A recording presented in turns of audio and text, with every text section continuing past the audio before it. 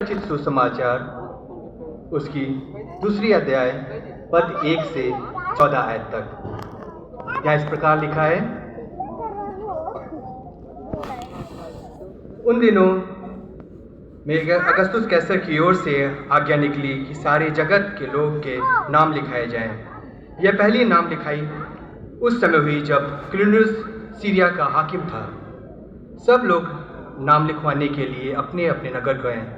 अतः यूसुफ भी इसलिए कि वह दाऊद के घराने और वंश का था, गलील के नासरत नगर से यहूदा में दाऊद के नगर बैतलहम को गया कि अपनी मंगेतर मरियम के साथ जो गर्भवती थी नाम लिखवाएं। उसके वहाँ रहते हुए उसके जन्ने के दिन पूरे हुए और वह अपना पहलौठा पुत्र जनी। उसे कपड़े में लपेटकर चरनी में रखा, क्योंकि उसके लिए सराय में जगह ना थी। और उस देश में कितने गरीबे थे जो रात को मैदान में रहकर अपने झुंड का पहरा देते थे। और प्रभु का एक दूत उनके पास आ खड़ा हुआ और प्रभु का तेज उन पर जोरों से चमका और वे बहुत डर गए। तब सरदूत ने उनसे कहा, मत डरो, क्योंकि देखो मैं तुम्हें बड़े आनंद का सुसमाचार सुनाता हूँ, जो सब लोगों के लिए होगा, कि आज दाऊद के नगर में तुम्हारे लिए एक उद्धारकर्ता जन्मा है। यह मसीह प्रभु है।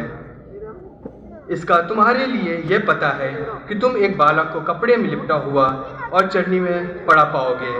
तब एकाएक स्वर्गदूत के साथ स्वर्गदूतों का दल परमेश्वर की स्तुति करते हुए यह कहते दिखाई दिया, आकाश में परमेश्वर की महिमा और पृथ्वी पर उन मनुष्यों के जिससे वह प्रसन्न रहता है शांति हो।